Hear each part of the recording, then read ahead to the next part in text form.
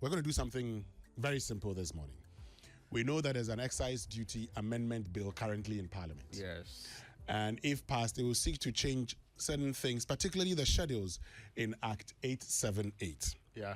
So the rate of duty, for instance, that you pay on water, non-alcoholic beer, alcoholic drinks and everything may change. Yeah. This morning, I want us to do something. Before we even get onto the phone, we'll be speaking to Mark Badu-Aboagye, who is Chief Executive Officer of the Ghana National Chamber of Commerce and Industry. You'll hear from Dr. Humphrey Ayim-Darke, who is President of the Association of Ghana Industries. In fact, they actually sent a proposal to Parliament on what Parliament should do. And you'll also be hearing from Professor Godfred Bokpin, who is Professor of Finance at the University of Ghana Business School. He seems to have a very unique view on how we should go about all of this. Let me just say good morning to you, Professor Godfred Bokpin, and good morning to you, Mark Badu-Aboagye. Yes, good morning. Good morning. And your colleagues, good morning, your cherished listeners. Great. Thank you very much for joining us. So, Raymond and I will just go through, these changes before we get to you. Then we get to understand what these concerns are from you, Mark, and later on we hear from Humphrey. And then to you, Professor Bokpin, we'll find out what we can do differently in the midst of all of these. So, Raymond, let's get to the schedule. Okay. And then let's look at them, yes. So, the Excise Duty Act, Act 878/2024, if you go to Schedule 1, it actually provides some of the commodities and the rates that we are looking at here. Let's start with water, right? So, water, and it says it here, waters, including mineral water of all description. And it actually then moves on to talk about distilled bottled water and sachet water. Okay. So now let's look at it this way. It is actually 17.5% of the ex-factory price. And 70.5% also when it comes to the distilled bottled water of ex-factory price. But sachet water, 0%. Okay. So that's the difference, right? When it comes to water, mineral water, the distilled bottled water, 70.5. But when it comes to sachet water, we are looking at 0%. Okay. That's what it states here.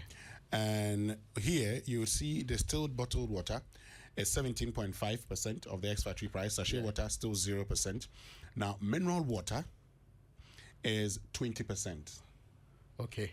So it's moved from the 17.5% to 20%. Okay. Let's get to other items in the 2014 law. Malt drink. Okay. Malt drink. Okay. This is the imposition of the tax or excise duty is dependent on the use of local materials. Okay. So less than 50% of local material use.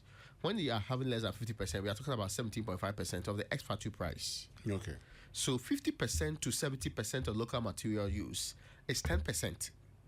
Then the last group is above 70% of local material use is 7.5% of the ex-factory price.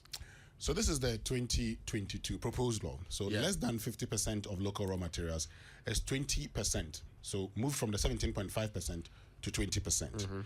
Now 50% to 70% of local raw materials is moved from the 10% to 12.5%. And above 70% move from the 8% to now 10% if approved.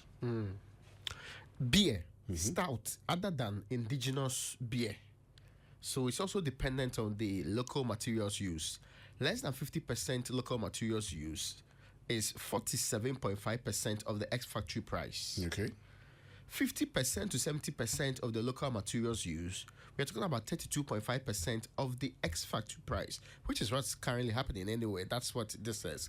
And above 70% of local materials used is 10% of the ex-factory price. That's maintained in this law too. Yeah, it's that's maintained. Yes, it's maintained. So there are no changes. Real change, No. I mean, the changes were what you find in the malt, for instance, where you've seen a 2.5% increase in all the categories under it. Yes. 4 is wines, including sparkling wine.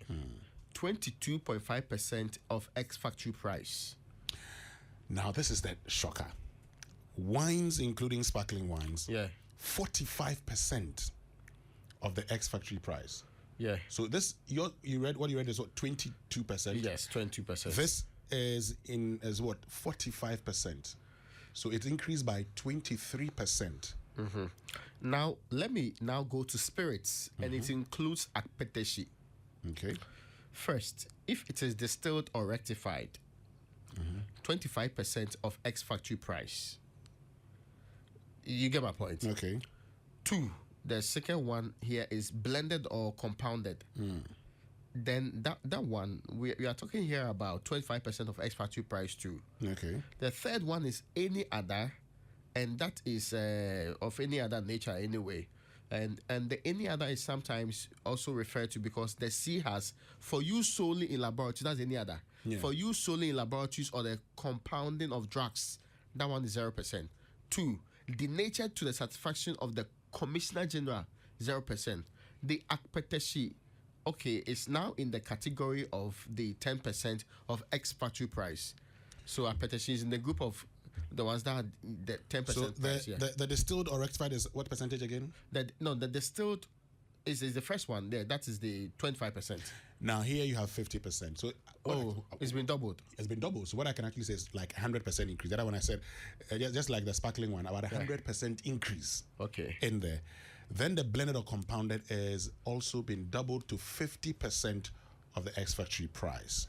So I'm going now to tobacco products. Let that be the final one. Okay, yes. Cigarettes, cigars, Negro head. Now I've not heard it before. Snuff and other tobacco. But let's start from the top. Cigarettes, 150% of the ex-factory price. Cigars, 150% of the ex-factory price. Then the Negro head, which I don't know, is 12 CD per kilogram.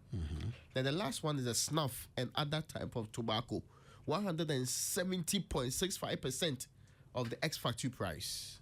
Okay. That's what they're providing for here. Now the Negro head that is 12 cedis now is 280 cedis per kilogram. Hey. Okay, well, I don't even know it. Now the cigarette is now 50% of ex-factory price and a specific duty of 28 pesos per stick. Oh, I see. Stick. Yes, Not the pesos. pack. No, per stick. Then there is cigars, 50% of the ex-factory price and a specific duty of 28 pesos per stick. Now, Raymond, just hold on 1 minute for me, because this is not all also, because there's another bill currently in Parliament, and the bill in Parliament is the Growth and Sustainability Bill. Okay, if you could just tell us the percentage. I mean, let's just get to the schedule of it, the schedule of the Growth and Sustainability Bill. Okay, and then we'll find out the percentage, the proposed charges before profits. Okay, now, that's before profits. Well, then give me a second. I'm just getting to that point. Yes.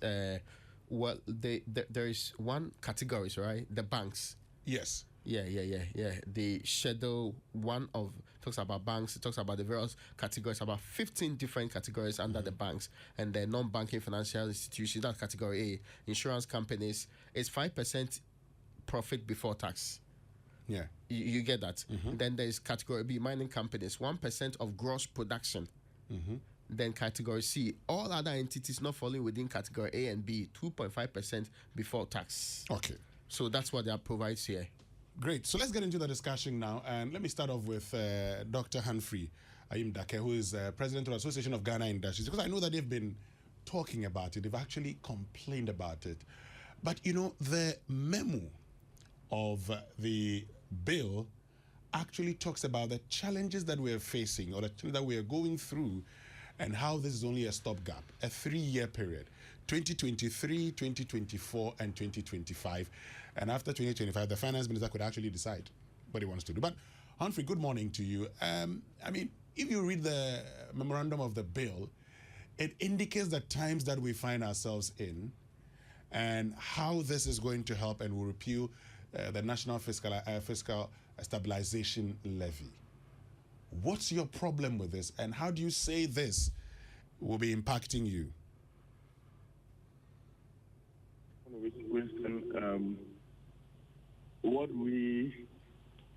The impact is obvious that basically our cost of operations will go up, and our cry has been as a result of... Humphrey, please, if you have your radio on, can you reduce the volume on your radio?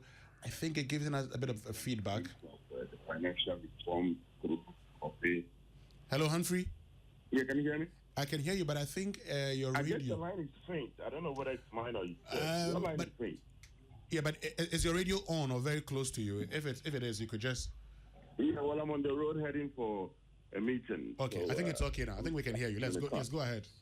Okay, Please great. go ahead, yeah. So in a nutshell, yes, it will be impactful as much as industry and the business communities are willing to support government rekick this engine of economy back. Our cry, especially with this sustainability levy, is that it's more biased to the formal sector. The formal sector that is overburdened with a lot of taxes become the very vehicle that is going to so be set sustainability levy various categories. What happens to the informal sector? And then if you look at the plethora of taxes that you listed, in addition to this, automatically puts us in a very uncompetitive and uncomfortable position. Okay. As we seek to support government in the quest of rethinking the engine of the economy back, the best interest are currently huge, a number of advisors and sectors. Can you hear me? Yes, I can hear you. Yeah, a number of sectors and a number of players in this space really struggling. And I think it's no news. The president indicated the state of crisis, and the remain of time by the skills move. It's how to get out of it is our focus. However, the burden on the industry, the burden on the business community is real. Our worry is if we're not careful by the time we're done, or Hello, Humphrey. Okay, let me get to. Please hold on, Humphrey. Let me get to Mark. Would work on your lines and get back to. But let me get to Mark Badu-Aboagye, who is CEO of the Ghana National Chamber of Commerce and Industry. Mark, what's your take on these laws, tax ones that are currently before Parliament? Thank you very much, Winston, and good morning to your listeners. For me, I think it's a very difficult situation for businesses. Much as we want to raise revenue to solve the current problem that we are facing, we are at one hand creating a very bigger problem for ourselves and for the business community. Why am I saying this? These taxes are multiplicity of taxes, and businesses specifically are going to pay for these taxes. Now, if you take the excise tax, the excise duty, for instance, companies that are going to pay new ones and those that are going to increment are some of the same companies that are going to pay for the growth and sustainability. These are the same companies that are paying for the new VAT. So for a typical business, all these taxes, levies, and duties are going to increase their cost of production. In fact, this is not what the government promised the private sector. The promise, as we have said, was that we are moving from taxation to production. Now, it looks as if all the things that we are moving from production to taxes, and we are weakening the private sector and the business community in Ghana. Businesses definitely are not competitive now, looking at the current situation. Electricity tariffs, water tariffs, the exchange rates, interest rates are all on the ascendancy. Now we introduce new taxes that is going to increase the cost of production. The effect is that it's going to increase, or it's going to decrease actually profit or the bottom line of these businesses, and their retained earnings will go down. These businesses will not be able to expand to absorb the unemployed people that we have in this country. So for me, this is not the right time for us to impose these taxes. And we have to take a second look at it. Because if you want to empower the private sector, and of course the private sector is going to be the only source of getting us out of these difficult challenges.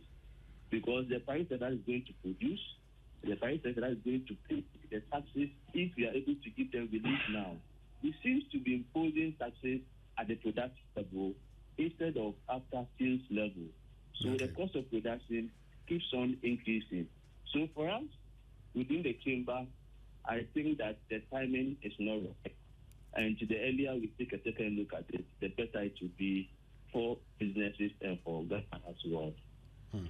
Now, you talked about how you are not competitive currently, and this is going to worsen your situation. Let's get into it. Let's practicalize it. What's your condition today, and how will this worsen that condition?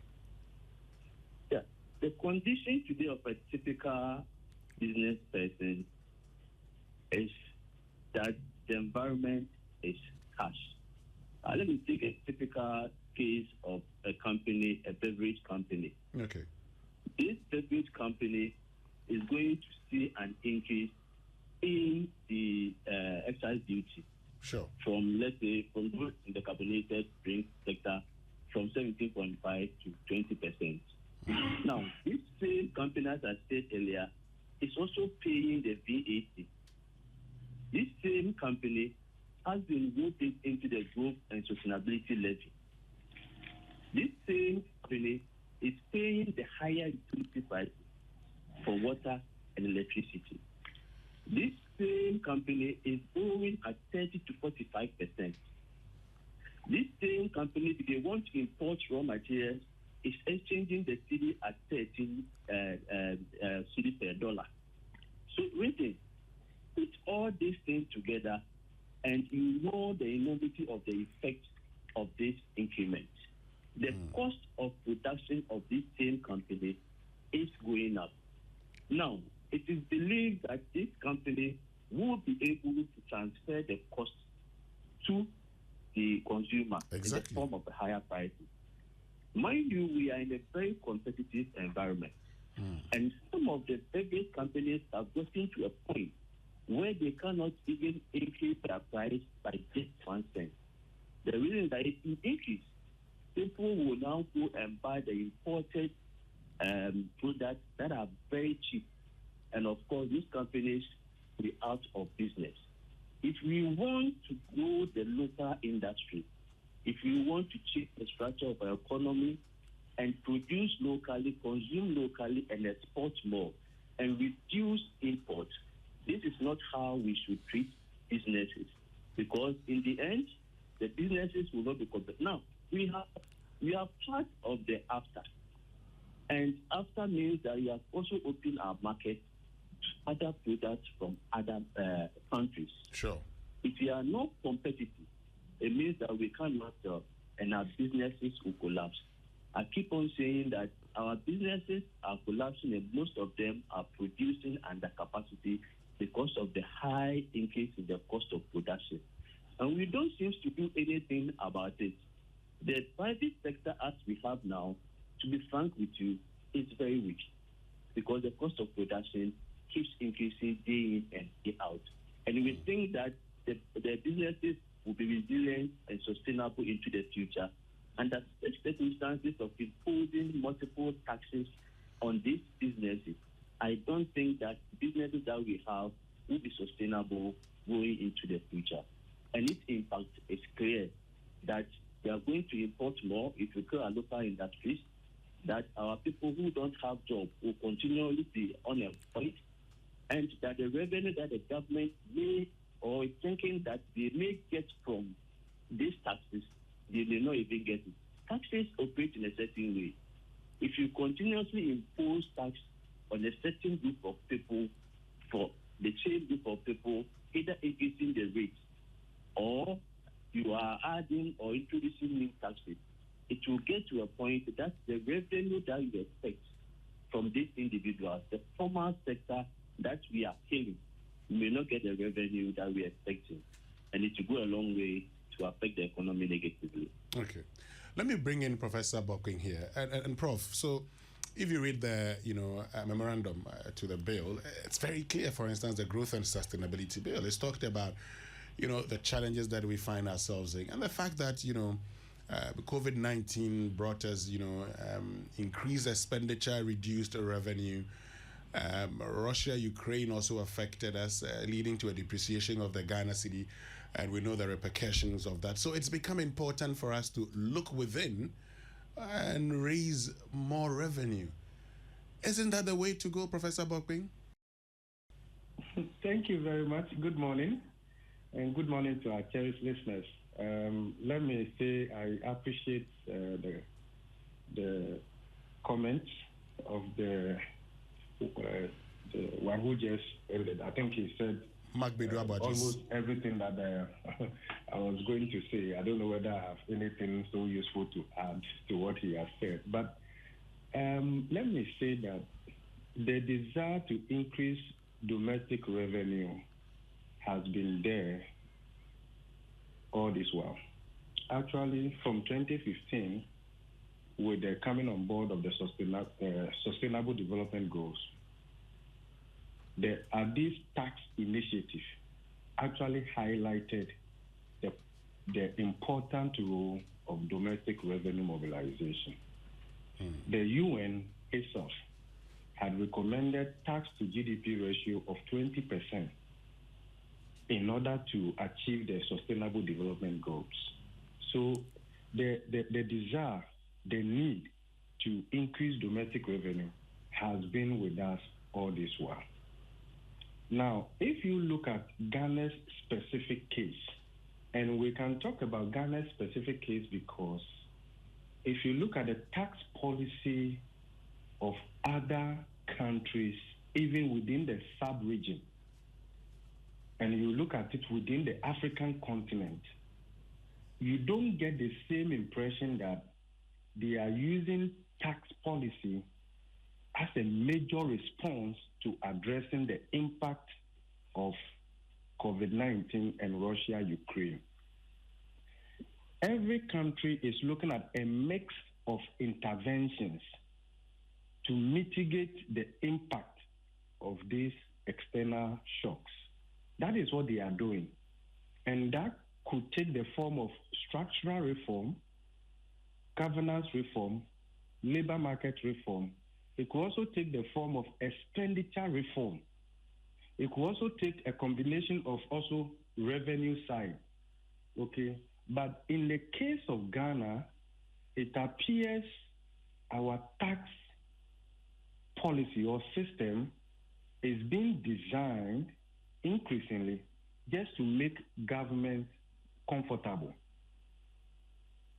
And that is worrying, because if our conclusion is that the private sector is the engine in our desire to boost inclusive productivity growth and greater economic transformation and create decent jobs, especially in the formal wage economy, then the approach we have adopted is counterproductive.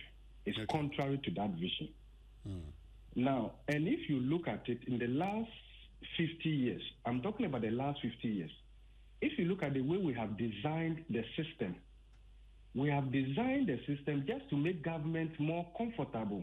And it's the reason why government is largely inefficient, because government is able to legislate their lifestyle either across private sector balance sheet or income statement or across households. And therefore, there isn't any reason why government should be more disciplined and prudent, because they know that their lifestyles can easily be adjusted through the system. This is not sustainable. Even without talking about the growth and sustainability bill, listen, if you look at VAT currently, Ghana's VAT and the incidence of that VAT on consumers is actually the highest in Africa today. Because government decided that some component of VAT, actually that meets all the VAT principles, they will rather treat them as straight levies. And because they did that, that created a false impression that Ghana's VAT rate, standard VAT rate, was the lowest in Africa, then at 12.5%.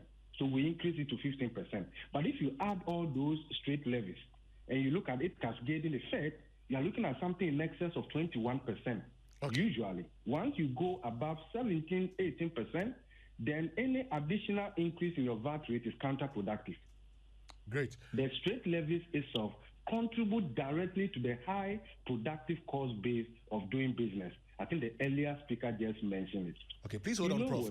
I'll get back to you. Please hold on. I'll get back to you. Let me just wrap it up with Humphrey, who would have to leave us. I'll get back to you and we'll look at, the Ghanaian economy, because tax is an effect of what your economy has become. If your economy is doing well, if businesses are thriving, then you will tax to be able to generate some revenue for the state. So the key question that I want us to address also is, under the current circumstances, what the Ghanaian economy is going through, would it be appropriate to impose the kinds of taxes that we're imposing on these businesses? But let me wrap it up with you, Humphrey, because you have to leave us for a meeting.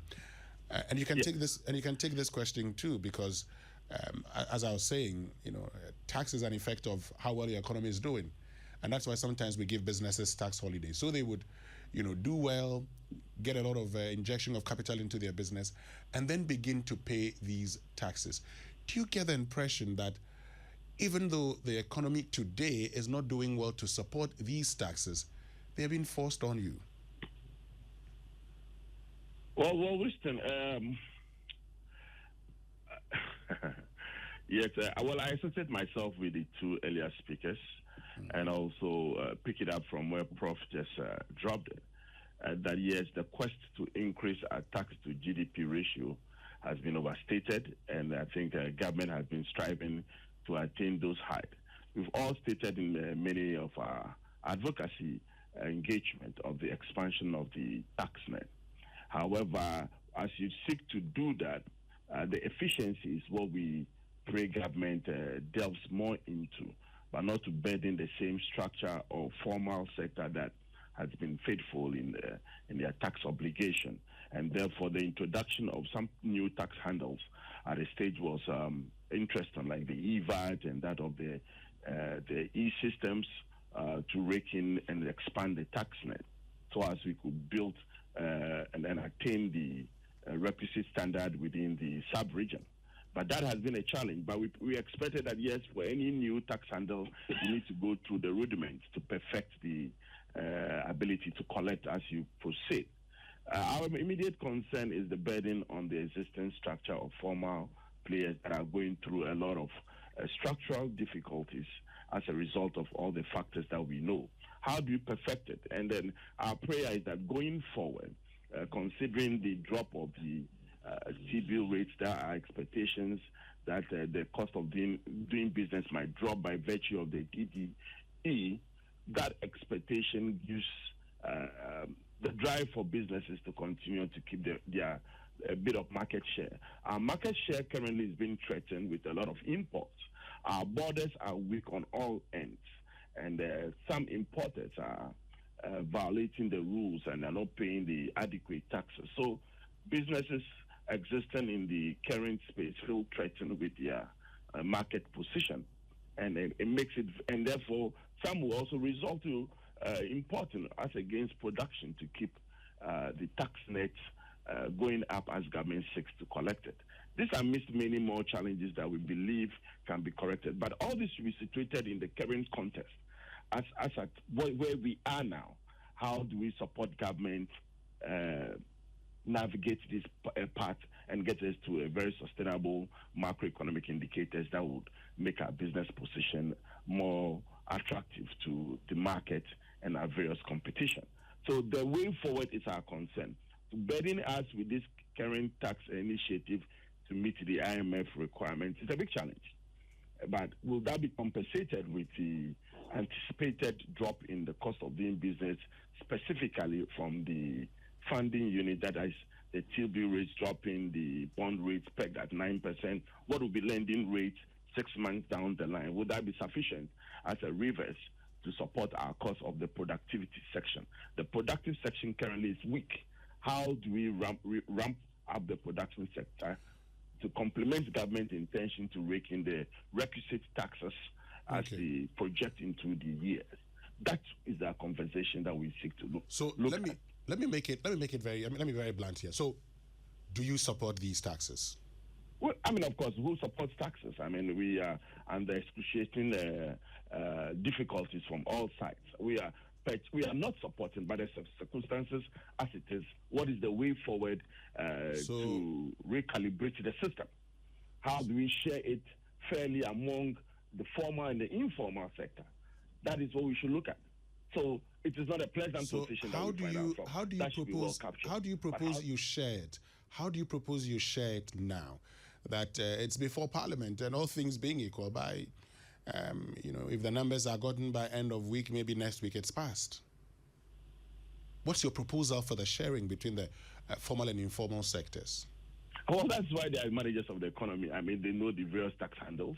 How do you regulate and be efficient in the collection on both sides? The efficiency of collection makes a lot of difference because we believe, example is the e-VAT system that was introduced. To what extent are the major players playing in that space? That efficiency could bring about the fairness, both in the formal and informal sector. And if the efficiency and compliance level is high, there might not be the need for these current taxes that have been introduced. So we still cry for efficiency, ramp it up stage by stage, and then categorize the companies in sectors. And they know we have the large sector, the medium sector, and the SMEs.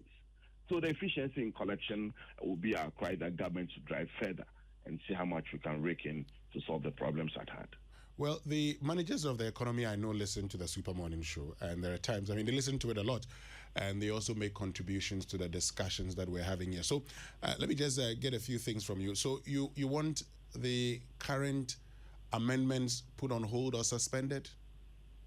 Well, we believe it's a tough space currently, our companies, and then we had even made a petition to Parliament, and we shared our position with you on the excise duty regarding the beverage enterprises. Most of the beverage enterprises, and if you go through the statistical services report, the non-alcoholic sector, it's one of the drivers of the inflationary rates. And then besides food and that of fuel that are very heavy in terms of the weighted averages. So those statistics indicate to you what the companies are actually going through, and they are passing on the cost to the final consumer. And as you go on that trajectory, we know the difficulty for government and us as in our production capacity to rake in the requisite taxes that government did. So it's not a comfortable position that we find ourselves in. And just based on the point you've made, which is true, the Statistical Service has made it clear how the beverages contributes to the rate of inflation. We should be thinking of actually, reducing some of these. Absolutely. And that is why we're hoping that if the cost of doing business, the cost of financing, i.e. the T-bills drops further, and then the lending rate, policy rate, and then comes down further with the inflationary rate, that may trigger. But would that be a compensation for these taxes that are being introduced? That to be steep, because we've gone through a lot of stressful times, and I enumerated it from the financial reforms, depreciation of the CD, COVID, and Ukraine supply chain disruptions. So businesses are actually figuring out how to reposition themselves. Most of us are producing under capacity. Go to the port, you see the indication. Imports are low. Factories are not producing at the ultimate optimal position. So the output is low, and therefore how do you revamp? That's why I keep saying, how do you make sure this cost of doing business with the initiative after the DDE can revamp the productive sector? That is one of the keys. Cost of doing business is one of the trigger, revamping of the productive sector, and then government revenue then could check up. So that should be the line of conversation going forward to recalibrate the system. It's an opportunity to do that. Okay, so just by way of clarification, you were saying that, I've seen your proposal to Parliament, you're saying that government should, abandon the proposed introduction of excise tax on non-alcoholic sweetened beverages and fruit juices. Because we think it's a difficult position for our factories. That we have put in a couple of proposals to negotiate it, possibly even spread the tax increment increment on the excise duty, especially for the beverage industries, so that we stagger it. Because I've just stated to you the impact over the period has been severe, and carrying this burden as it is now will weaken most of these production units, and then opens the market for a lot of imports, and most of these imports are not paying the VAT, and government will lose revenue at that extreme end as well. So we need to do the impact analysis, both domestic and the import products coming in, losing the market share, and other related issues like job losses and other tax evasion and tax handles that government will not gain.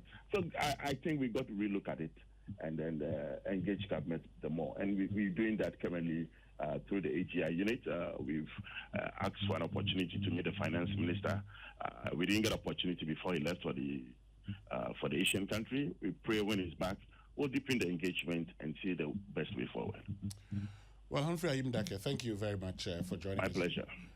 We'll continue the conversation with Professor Bokpin when we return after these messages. It's very important to understand where our economy is today and whether these taxes are taxes that actually depict the state of our economy. Because as you think of imposing tax, you're also looking at the state of your economy and whether your economy supports these taxes. The question is, does the Ghanaian economy support these taxes, or can it support these taxes? So let's get back to this morning. We're still joined by Professor Godfred Bokpin, who is a professor of finance at the University of Ghana Business School, and Badu-Aboagye, who is chief executive of the Ghana National Chamber of Commerce and Industry. Let me get back to you, Professor Bokpin. So we know when there's a lot of economic activity, you look at taxing to raise some revenue for the state. But really, the times that we find ourselves today, Professor Bokpin, does our economy and our situation warrant these taxes? That's an interesting question. You get a sense that the players in the economy, major stakeholders, are overburdened with taxes. When you interact with private sector households, you get that impression. Okay. Usually, the economy is a good benchmark when it comes to assessing your tax performance. And that is why we relate your tax revenue to GDP. Of course, we also know that it is not every aspect of the GDP and its redistribution that is taxable. Okay, so we can hold that caveat. But if we look at Ghana, and then we look at Ghana in relation to our peers, either regional peers or structural peers, you also see that some of these countries are actually generating a higher percentage or converting a higher percentage of their GDP to taxes. So our peers are doing between 18 to 20%. Of course, the Ministry of Finance itself is also buying into that. So in terms of the medium-term target, we are looking at reaching 20%, 2024, 2025. Also, as part of the IMF program, there's a drive to increase domestic revenue. Yeah, but Prof, the point about all of this, and part of the reason the NPP in campaigning in 2016 said we'll move the country from taxation to production is that when you produce so much, you get returns, and you pay taxes on those returns. Precisely. The question today is, do we have those returns that warrant these taxes? No, because we have deviated from that concept. You can package your tax policy first as an investment or as dividend. As an investment means that you package your tax as an enabler to business growth, and then you get your dividend at the end of the investment. Some companies have done that. In fact, the Arab countries have done that.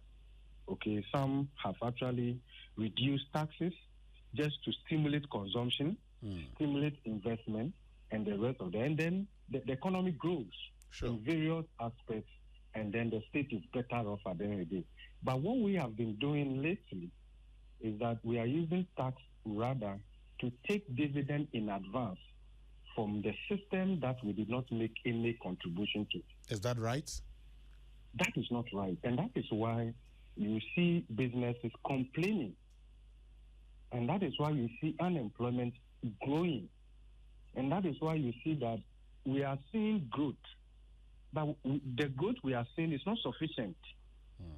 We have celebrated jobless growth. Okay, and it's growth that is driven largely by hydrocarbon production, mining, oil, and gas. In fact, between 2013 and 2020, nearly 20% of Ghana GDP growth came from oil, hydrocarbon, mining. But within that same period, employment generation in that sector actually fell.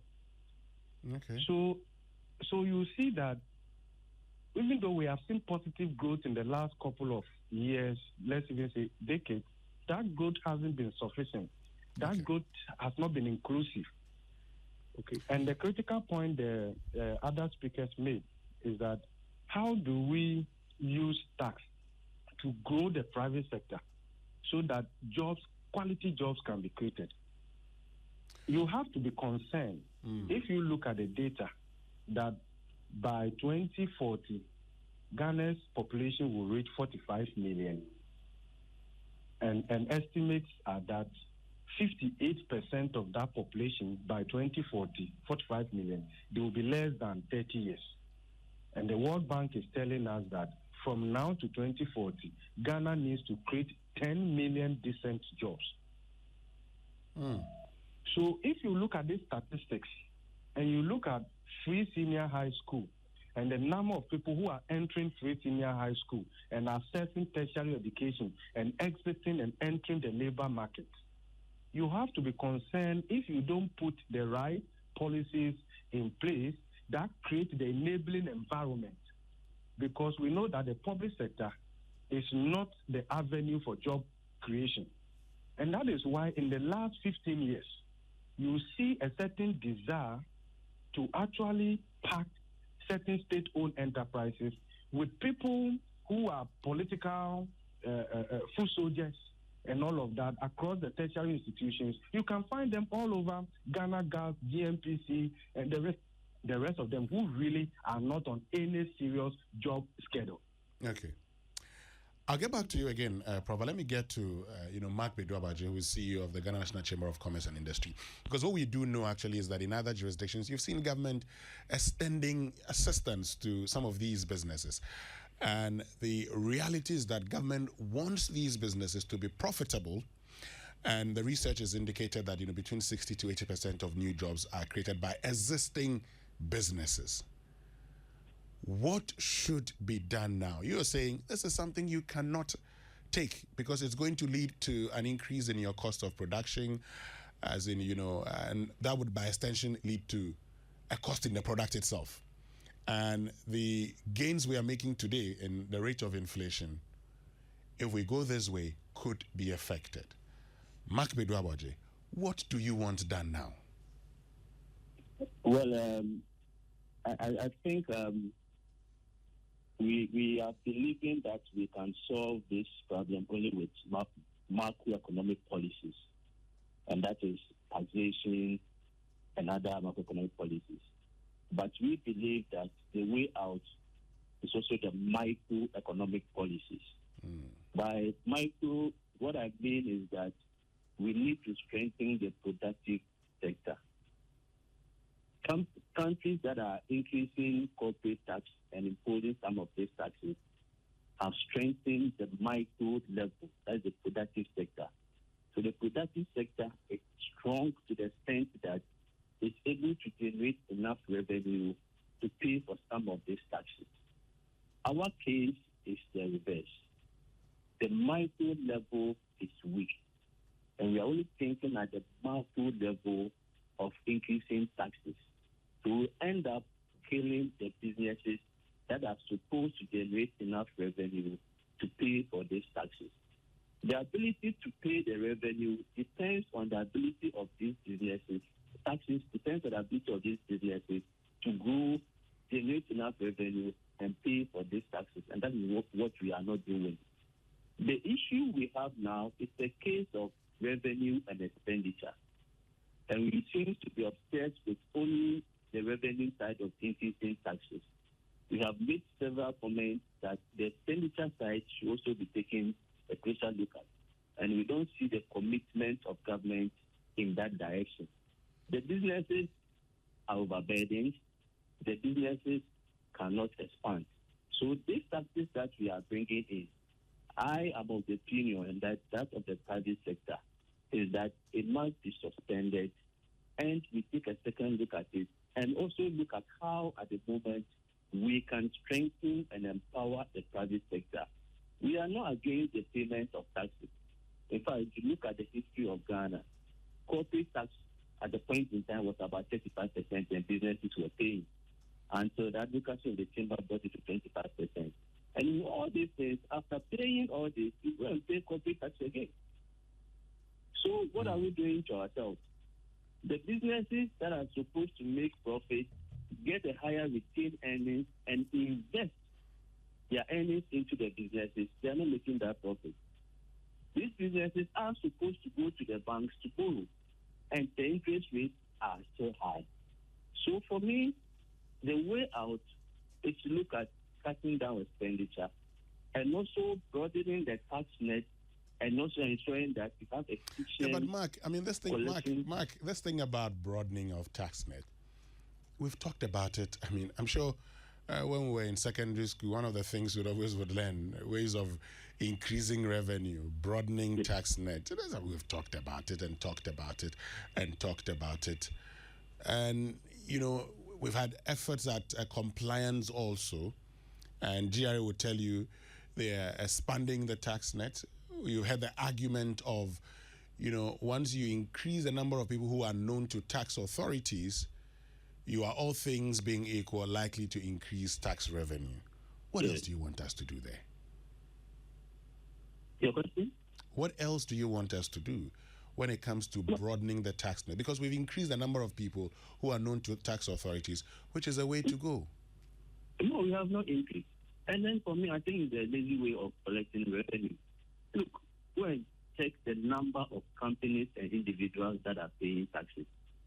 And in Ghana, I think it's less than 30% or so, which means that there's a lot of people and businesses who are also not paying taxes. Now, the recent exercise data, you realize that it increases the revenue, the tax revenue, which means that we could do more and increase the tax revenue. Getting a lot of tax revenue does not necessarily rely on increasing the tax rate or introducing new taxes. Let us identify those who are not paying taxes. Let us get them to pay taxes, because businesses are getting fed up and they are getting tired. The only way out, if they can't sustain themselves, is either to move out or shut down. So there are a lot of ways we can do that.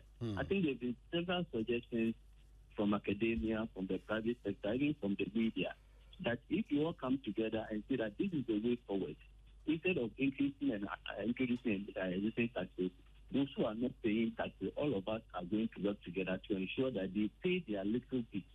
If all of us are paying the little that we have, it means that the taxes will not be on only a few people.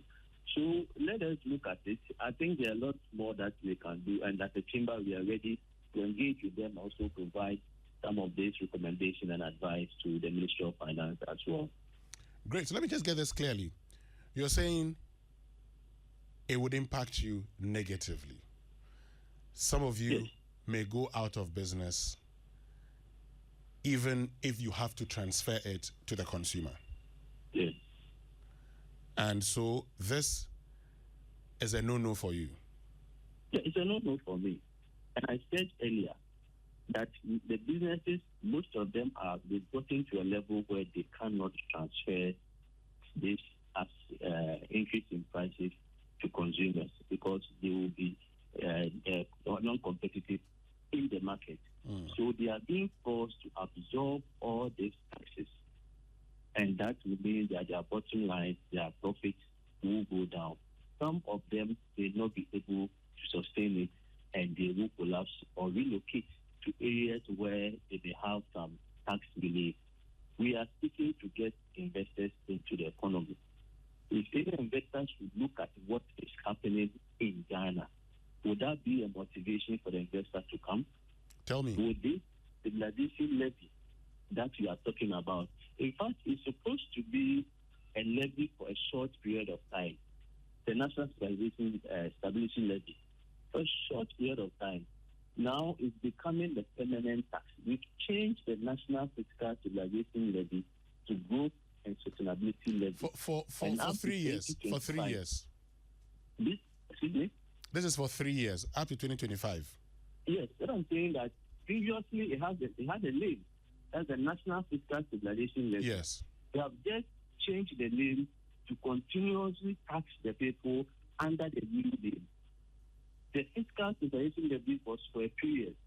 That's when we are having some difficulty or to bring some relief to the economy.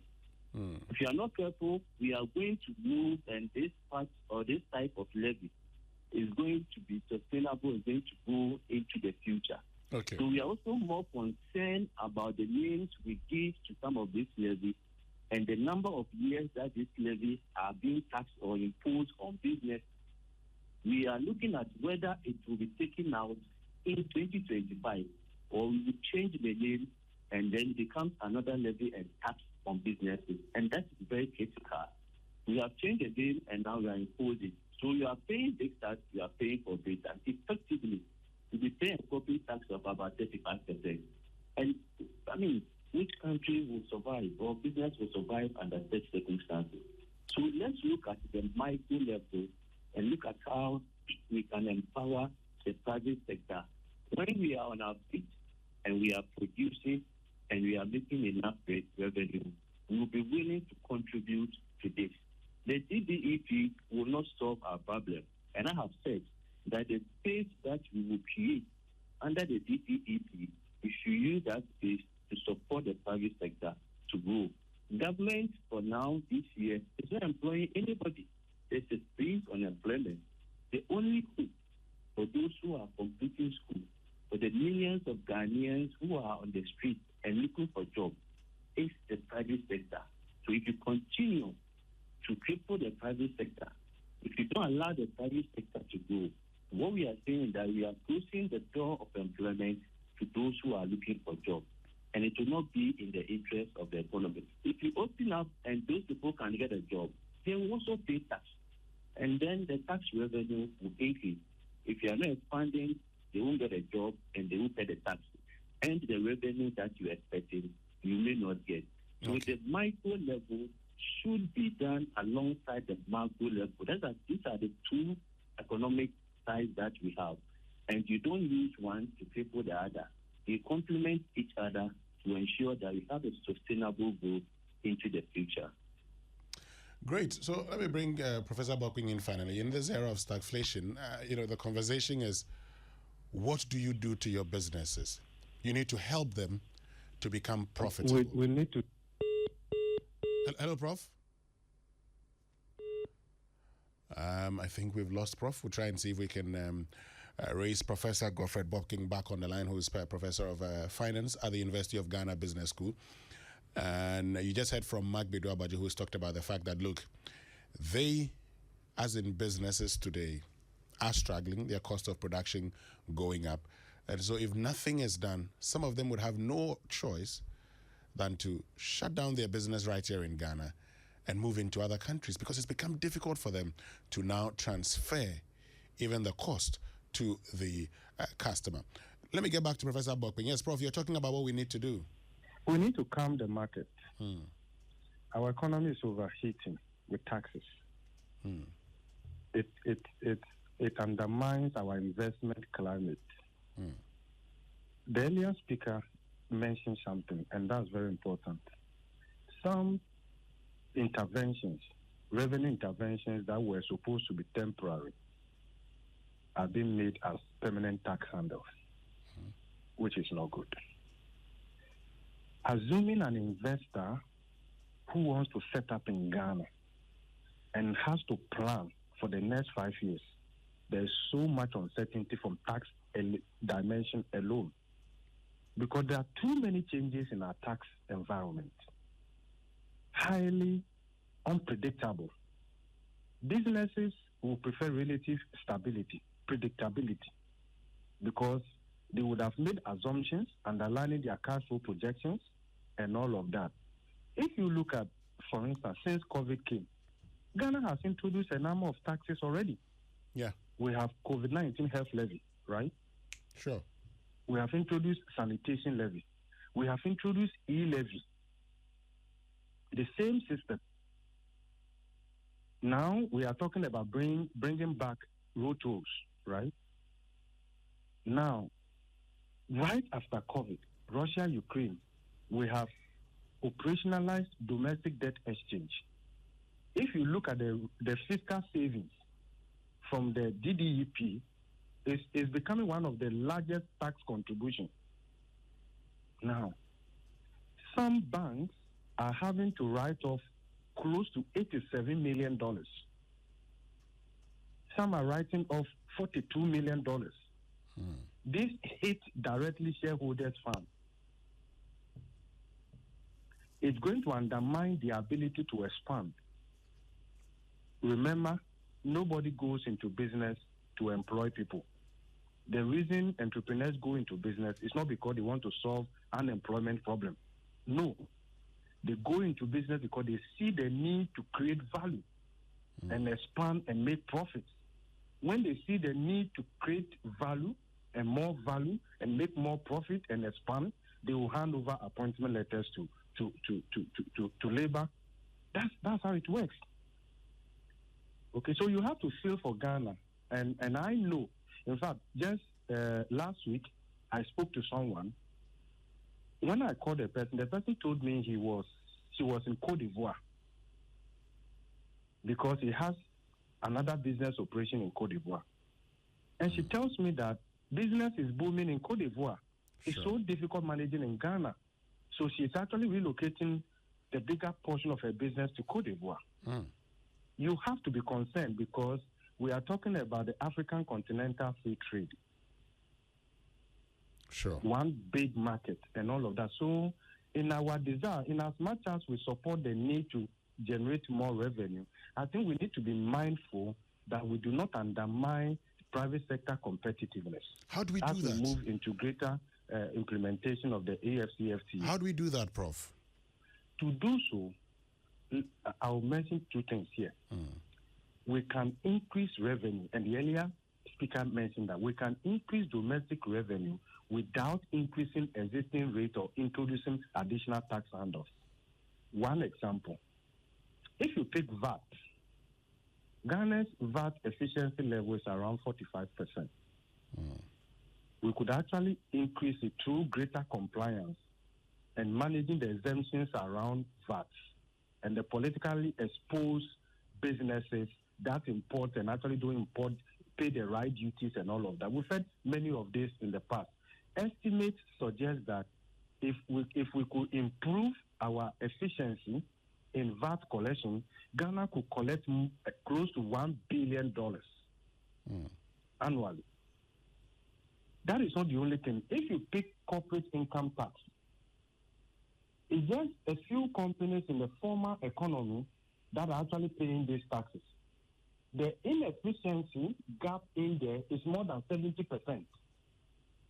You don't close that gap by introducing growth and sustainability levy, which would essentially be paid by the same faithful few companies that have been paying all this while. Okay. So the way we have done it is to burden the faithful few.